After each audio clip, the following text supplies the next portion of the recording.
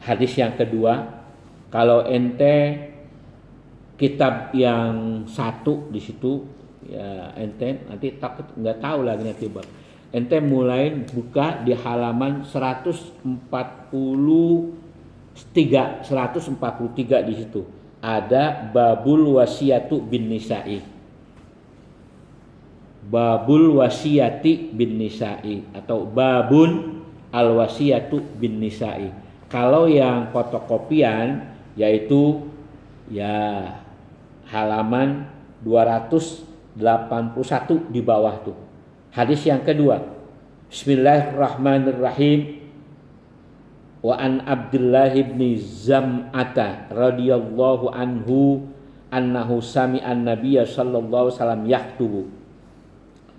Hadis riwayat daripada Abdullah bin Zam'ah radhiyallahu anhu annahu sami'an nabiyya, bahwasanya dia mendengar Nabi sallallahu alaihi wasallam yaktubu, berkhutbah, wa zakaran naqata, dan dia menyebut tentang penyembelihan onta.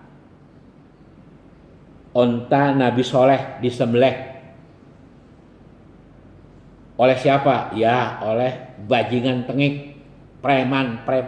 Nah, itu makanya nanti di sini wallazi aqaraha zakaran naqata, dan dia menceritakan tentang onta yang disembelih. Di sini onta, di sini yang tertulis di bawahnya kasih apa namanya catatan atau dobit Nabi Soleh. Nabi Soleh mukjizatnya onta. Kenapa tuh onta itu disembelih oleh orang kagak benar? Itu onta kalau minum dia satu sumur habis, satu danau habis. Cuman entar susunya sama seperti itu dan diminum oleh semua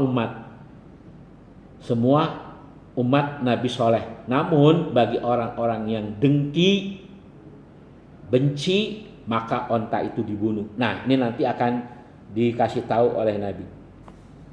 Faqala Rasulullah sallallahu alaihi wasallam izin ba'asa asqaha. Izin ba'asa asqaha, nanti akan dibangkitkan di akhir zaman ini, akan bangkit asqaha, yaitu laki-laki azizun, tuh di bawah ada yang kuat, arimun, bengis, maniun pirahtihi, dan dia berbuat jahat pada kaum. Jadi izim ba'asa asqaha, in ba'asa laha rajulun azizun arimun maniun pirahtihi. Nanti di akhir zaman akan terbit, akan keluar. Nah, sekarang udah keluar nih orang. Dikit-dikit dia bunuh. Bininya lagi hamil dia bunuh. Itu namanya rajulun azizun. Padahal ini aziz sifat Allah. Laki-laki yang begitu perkasa, kuat. Arimun ini algojo, badannya keker. Maniun pirahti, dan yang selalu berbuat jahat. Mani mencegah, berbuat yang jahat, pirahti pada kaum. Summa zakaran nisa, setelah itu Nabi juga zakaran nisa, menyebut tentang perempuan. Ini masuk syahid kita, substansi kita di sini. Laki-laki nggak boleh, suami nggak boleh bengis sama istri. Nah ini. Jadi di sini Nabi berpidato menceritakan tentang orang yang sifatnya preman, bengis terhadap yaitu para ulama atau para orang benar, dan juga kepada istri. Pawah azo fihinna, maka dia menasihati pada mereka. Awas. Misalnya Nabi mengatakan ashiruhunna bil ma'ruf, gauli istrimu dengan baik. Makanya di sini sekali lagi di sini fazakaran naqata wa zakaran nisa. Orasi Nabi di depan umat, yaitu dia menceritakan nih orang-orang yang bajingan tengik, yang bengis, preman, kasar, algojo.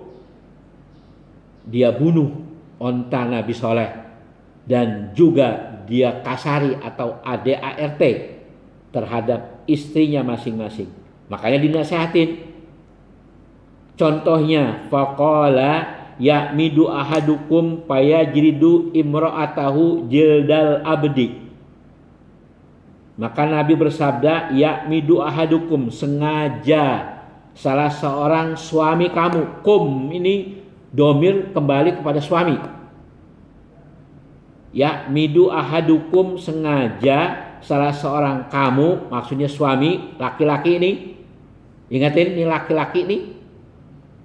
Kalau deket kok gue colok matanya nih, biar bener nih laki-laki.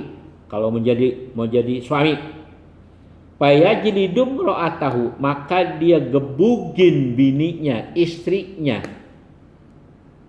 Bahasa kampung aja, ya jlidu, dia jilid, dia gebugin bininya. Tuh bininya salah sedikit aja udah main tampar, main empos, dia gebugin. Jildal abdi, seperti ngegebugin budak. Jadi seenaknya ngegebuginnya. Lalu fala'allahu yudaji'uha min akhiri yaumihi. Fala'allahu, dan dia jima akan istrinya, yudaji'uha. Jadi pagi dia gebugin bininya kayak ngegebugin budak. Lalu fala'allahu yudaji'uha min akhir yaumihi. Maka barangkali atau ia menjimanya di waktu malam. Nah, ini yang begini dikatakan suami-suami yang kagak masuk surga. Suami-suami yang tadi tuh rojulun, balik lagi, rojulun azizun arimun maniun pirahtihi. Bahasa kasarnya kasar, bengis, preman, kagak bertanggung jawab. Dah. Summa wa'azahum fi dohkihim. Kemudian menasehati mereka, Nabi menasehati mereka fi dohkihim, pada tertawa mereka, minad dortati, daripada kentut.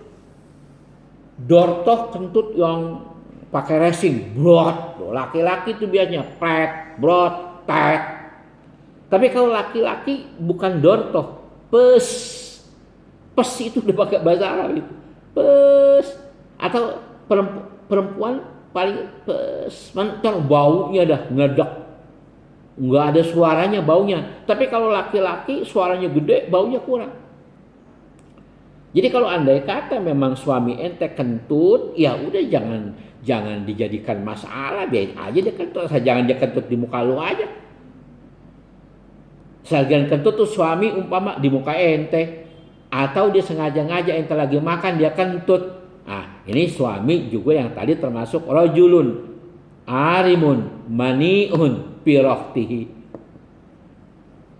Ya kalau andai kata suami kentut memang nggak ketahan, keceplosan, biarin, jangan dikata papa. Kalau dikata papa, ntar jadi ribut. Nah ini permasalahannya. Makanya kata Nabi, lima yadhaku ahadukum mimma yaf'alu. 5. Mengapa? Yadhaku ahadukum, mentertawakan salah seorang kamu, ya, salah seorang kamu, muknya itu, kumnya itu kembali kepada suami, salah seorang suami kamu, siapa aja, mimma yaf'alu, melakukan seperti itu.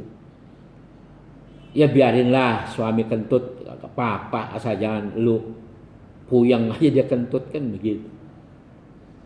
Ya bagusnya lah kalau mau kentut ya keluar kamar, atau jangan di depan orang, lari keburu-buru. Tapi kalau nggak keburu juga kentut, ya kentut aja, lepas aja, bret, brot, dortoh tuh. Di sini Nabi mengajarkan akhlak. Pertama, ya istri kalau suami kentut begitu biarin. Emang biasanya bapak-bapak kita juga begitu. Bapak kita kalau kita masih kecil itu dia kentut aja, brot sambil jalan. Kagak ketawa, kagak apa, diam aja. Nah, itu yang begitu. Ini hadis udah apa namanya mengisyaratkan jangan diketawain atau biarin aja. Apakah itu termasuk preman? Tidak. Yang termasuk preman tadi dia gebugin bininya siang hari, malamnya dia pakai. Muttafaqun alaih.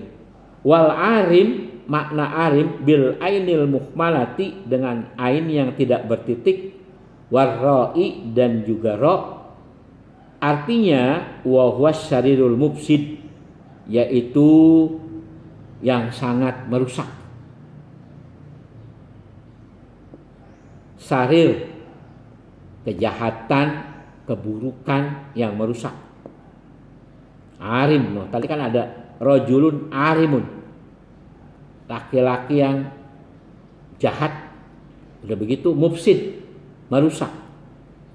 Wa qauluhu in ba'asa ay qama bisuratin, dan lafaz in ba'asa artinya bangun dengan cepat, mesti gagah benar, al-gojo makanya tadi. Dalugatul hadisnya itu ada dan semuanya itu ya. Yang di kitab ada sedikit berbeda, itu yang sedikit lebih lagi. Kalau yang di fotokopian apa adalah hadisu? Coba lihat yang di kitab juga ada. Faedah ini hadis. Kenapa ini hadis dikemukakan dan diambil oleh Imam Nawawi, ditaruh di tempat masalah keluarga, berkeluarga.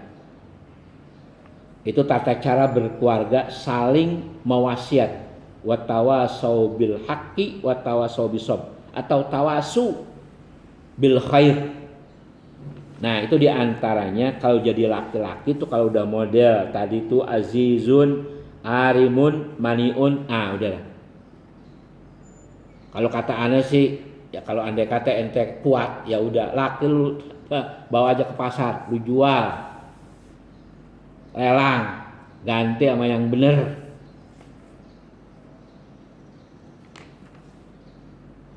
Andai kata bisa, andai kata kagak bisa, ya kita kudu sabar lah.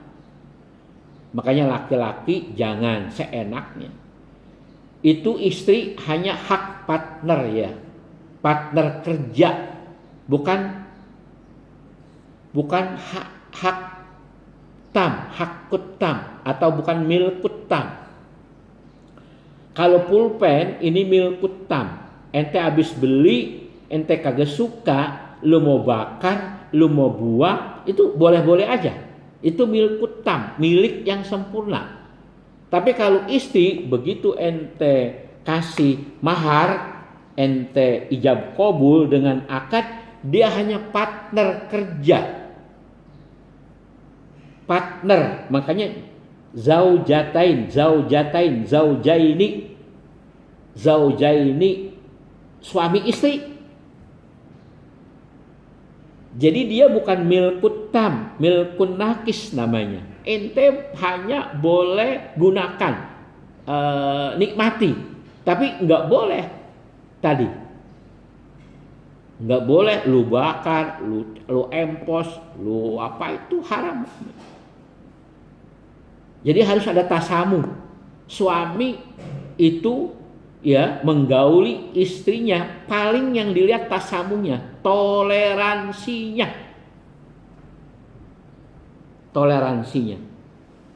Makanya di sini iza lam yanfa'il wa'zu wal hajru fi ta'dibil mar'ati allati yahsya minhas nusuzu palakinna ta'dib bidorbil yasiri allazi la yahsulu ma'ahun nufuzutam.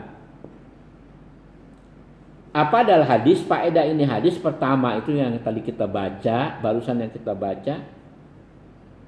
Iza lam yanfa,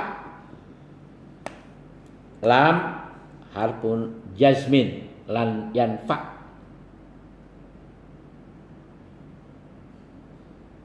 Jadi kalau ente mau itu seperti lam yakunil iza lam yanfa'il wa'zu wal hajra, apabila tidak bermanfaat akan wa'az, nasihat, wal hajra dan juga hijr. Hijr artinya menahan.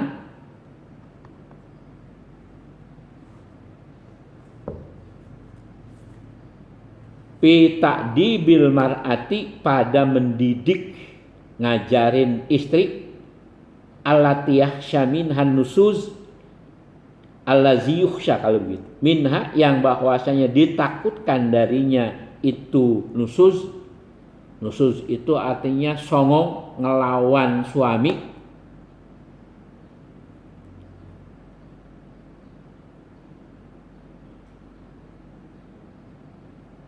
Pal yakunit ta'dibu bidorbil yasiri, maka hendaklah ajarkan dia dengan pukulan yang sedikit, yang tidak melukai. Empos umpama. Tapi sekarang istri sekarang kalau diempos, disentil kayak wah, marah dia. Lalu bagaimana sih ngajarin istri? Ngajarin istri ya gampang. Kalau istri ente pengen bisa nyayur lodeh, lah ajak makan dulu ke restoran yang ada sayur lodehnya.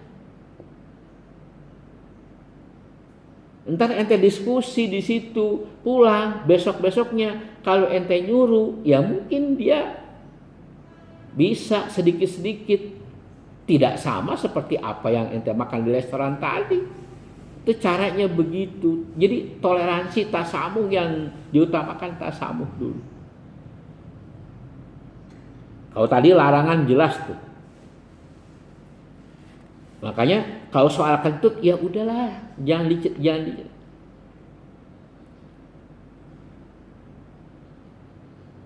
Nah, yang dilarang di sini suami ngegebugin bininya siang kayak ngebugin budak, malamnya dipakai. Nah, ini hatinya udah kayak apa? Iblis sudah itu. Itu yang begitu tuh, suami yang kagak masuk surga.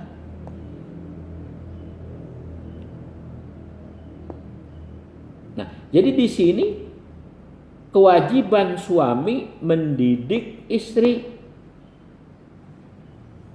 Nah, kalau istri kita didik tidak bermanfaat dengan nasihat dan juga kita tahan, artinya kita pindahin tempat tidurnya, dia suruh tidur di kamar yang lain.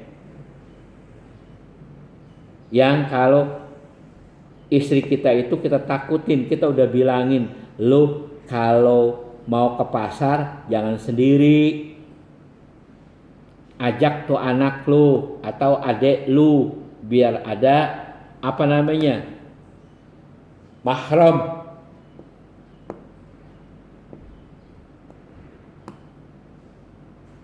Tuh.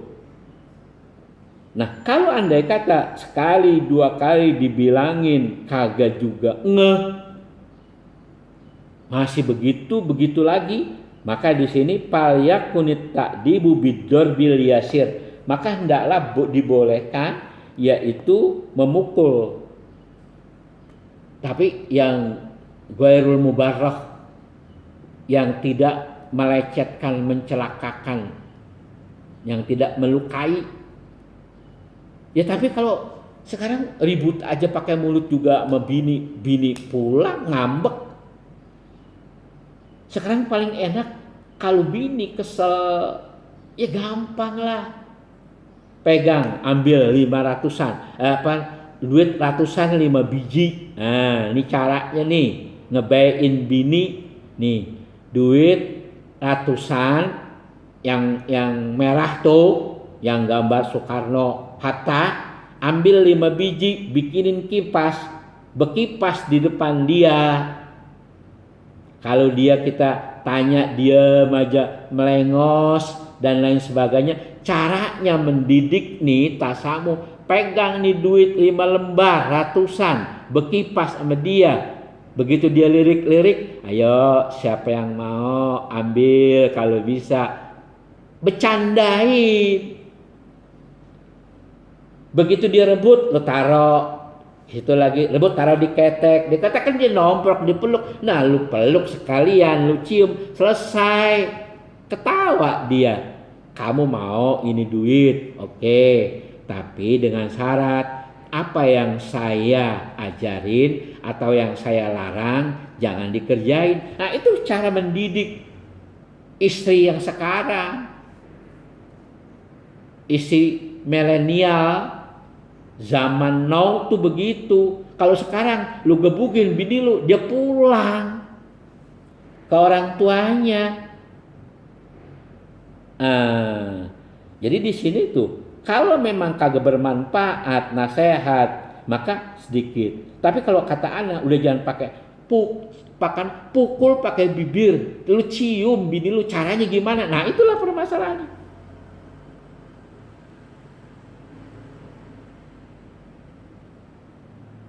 Dah selanjutnya ad-dohku innama yakunu minal amril ajibi. Tertawa itu terjadi atau tertawa itu daripada perkara yang ajib, yang aneh, yang bikin kita, nah itu baru ketawa. Kalau yang tibang begitu ya mesem aja kan. Biarin aja suami lu kentut, brot, ya Arif. Atau suami lu atau suami bini kentut, ya biarin aja. Bini biasanya kalau kentut di kamar meledak itu. Meledak, bau, ya biarlah. Bini lu tidur ngorok, ya lu ajak ke dokter, tanya dokter nih, kenapa sih dok nih ngorok mulu ini, bengkok apa kagak sih ini anunya, gimana aja, jangan ngorok, bini lu ngorok, lu lempengin, bengkok lagi, ngorok lagi, lu tindih, lu tutup mau bantal, dia mati. Bukan begitu caranya. Nah itulah begitu tasamu.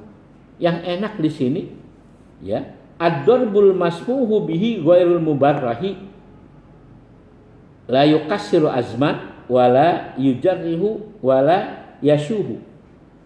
Artinya darbul masmuh, darbul yasir, al masmuhu bihi ghairul mubarrah. Pukulan yang tidak melukai, apalagi yang tidak la yukassiru azman, mematahkan tulang, wala yujarrihu, dan tidak melukai, tidak lecet, tidak apa. Ini lu cakar bini lu lah. Yang terakhir wa yajtanibu ma'ahu darbul wajhi warroksi. Yang terakhir bahwasanya laki-laki harus menjauhkan wa yajtanibu ma'ahu, dan menjauhkan besertanya, beserta istri laki-laki, darbul wajhi, yaitu memukul muka, wajah, warroksi, kepala. Jangan sekali-kali ini suami nyakar, tampar, tonjok bininya sampai lebam, palanya digetok, diapain. Nah itu jauhin daripada itu. Satu lagi, wa an Abi Hurairah radhiyallahu anhu qala qala Rasulullah sallallahu alaihi wasallam la yapraku mu'minun mu'minatan in kariha minha khuluqan radiya minha akhara. Riwayat daripada Abi Hurairah radhiyallahu anhu, bersabda Nabi sallallahu alaihi wasallam, la yaprak, jangan memarahi mukminun, ya, suami, mukminatan, akan istri. Mukminun itu jama apa? Muzakkar, mukminah yaitu muannas.